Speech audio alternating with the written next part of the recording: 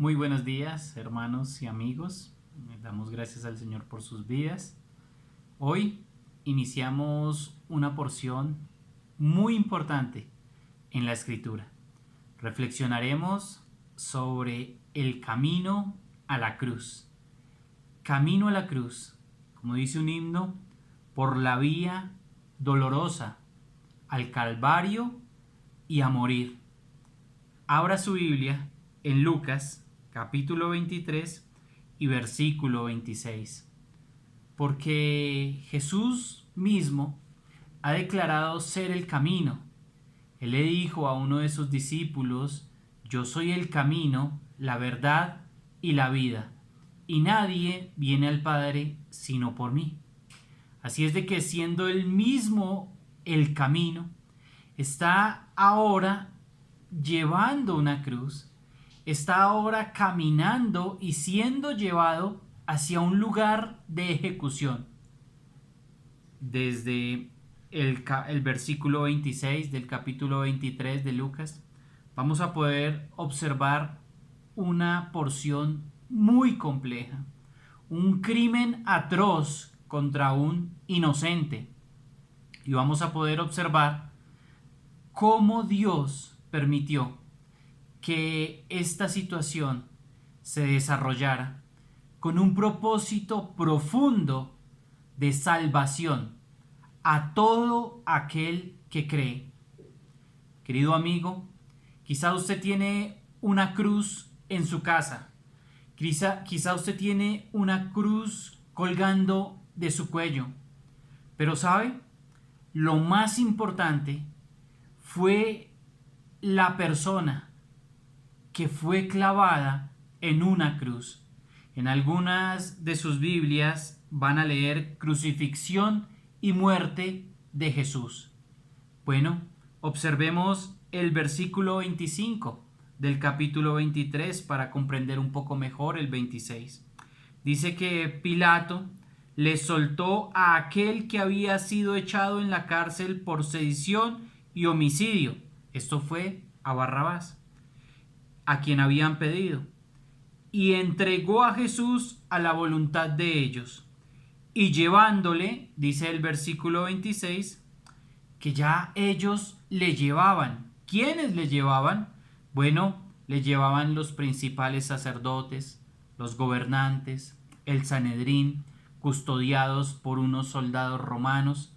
Le llevaban, y este término le llevaban era para un asunto judicial. Le llevaban a un juicio, a un castigo, le podían también llevar a una prisión y, es decir, en este caso, le llevaban hacia la ejecución.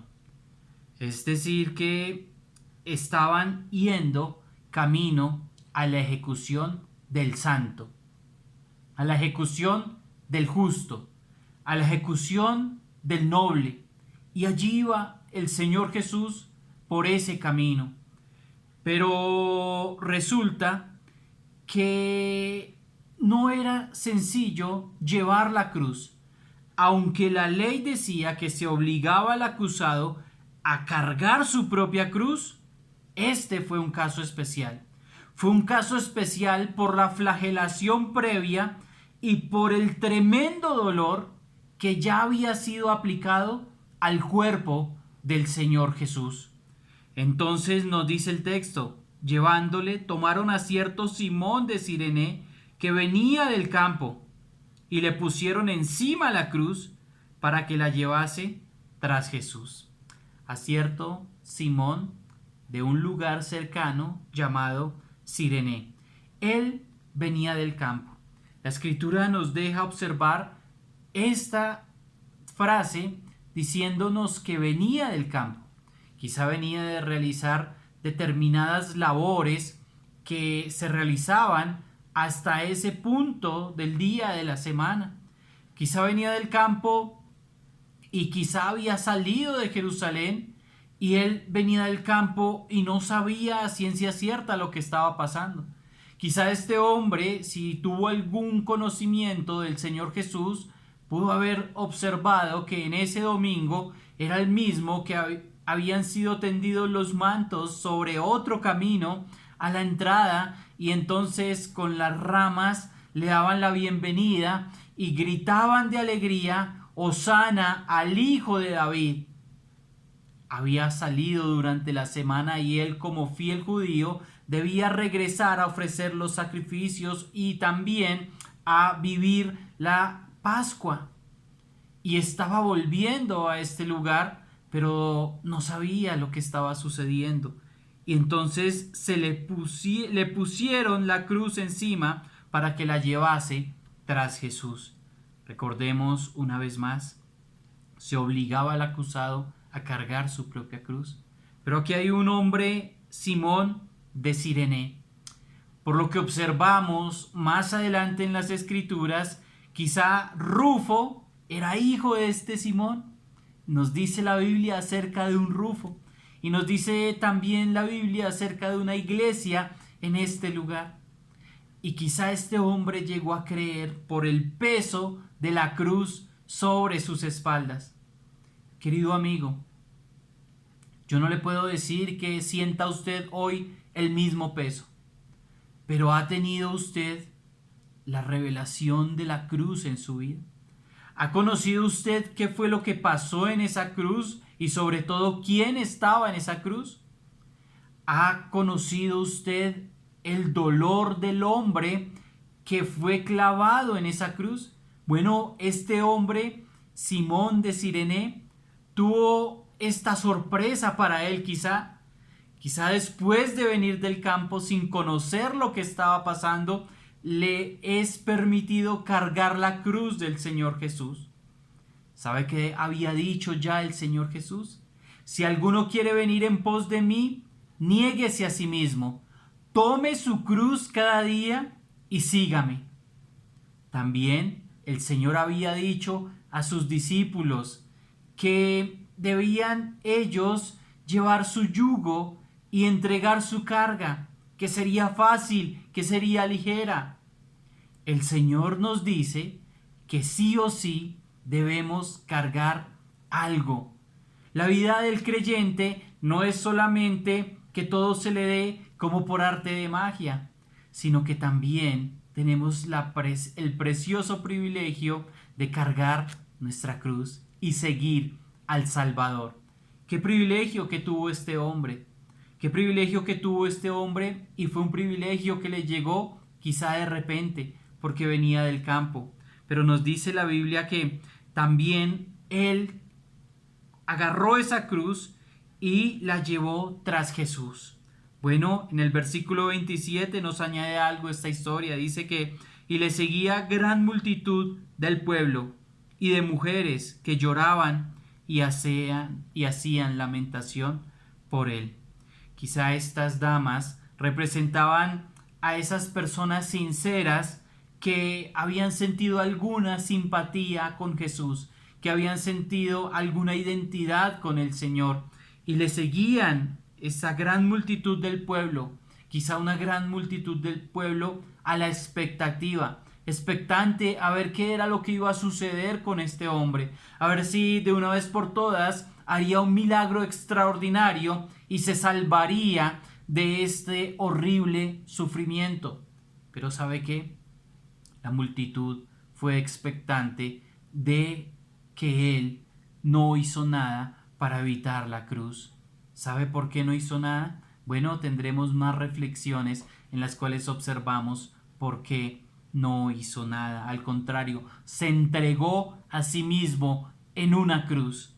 Bueno, el Señor tuvo que hablarle algo a estas mujeres que lloraban y hacían lamentación por él. El Señor tuvo que decirles algo y en el versículo 28 les dijo: hijas de Jerusalén, no lloréis por mí, llorad por vosotras mismas y por vuestros hijos.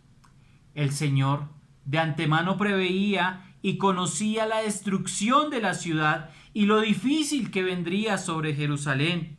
Así es de que dice: porque he aquí vendrán días en que dirán: bienaventuradas las estériles y los vientres que no concibieron y los pechos que no criaron.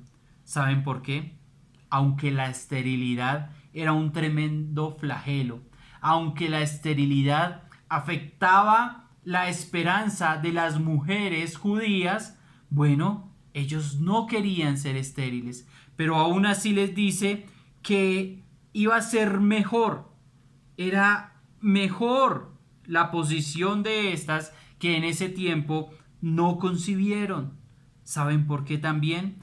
Porque tanto la madre del Señor Jesucristo como las madres de los hombres que estuvieran en Jerusalén y ellas mismas en el año 70 iban a tener un tremendo sufrimiento. El Señor dice en el versículo 30, entonces comenzarán a decir a los montes, caed sobre nosotros, y a los collados, cubridnos. Ya lo había dicho el profeta Oseas, y será escrito también en Apocalipsis. Querido hermano, el terrible sufrimiento que vendrá para el tiempo de tribulación para Israel, para las naciones, y que por la gracia del Señor la iglesia no estará en este tiempo de gran tribulación, bueno, era lo que el Señor decía. Entonces comenzarán a decir a los montes, caed sobre nosotros. Pudo suceder también en el año 70. Y a los collados, cubridnos.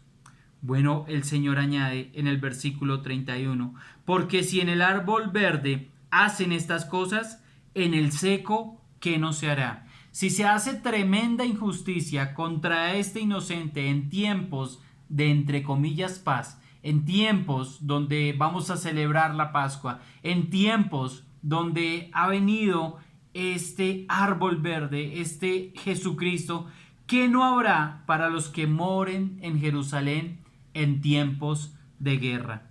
Jesús es un árbol lleno de vida, sembrado junto a corrientes de aguas, que da su fruto a su tiempo y su hoja no cae, y todo lo que hace prospera.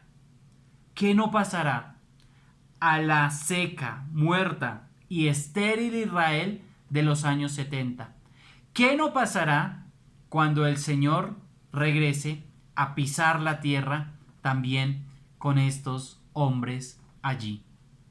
Querido hermano y amigo, ¿usted conoce al caballero de la cruz? La invitación es a venir a Cristo. Él dijo, yo soy el camino, y aún así caminó por la vía dolorosa al Calvario y a morir. Recíbalo. Él a lo suyo vino, y los suyos no le recibieron, mas a todos los que le recibieron les dio la potestad de ser hechos hijos de Dios.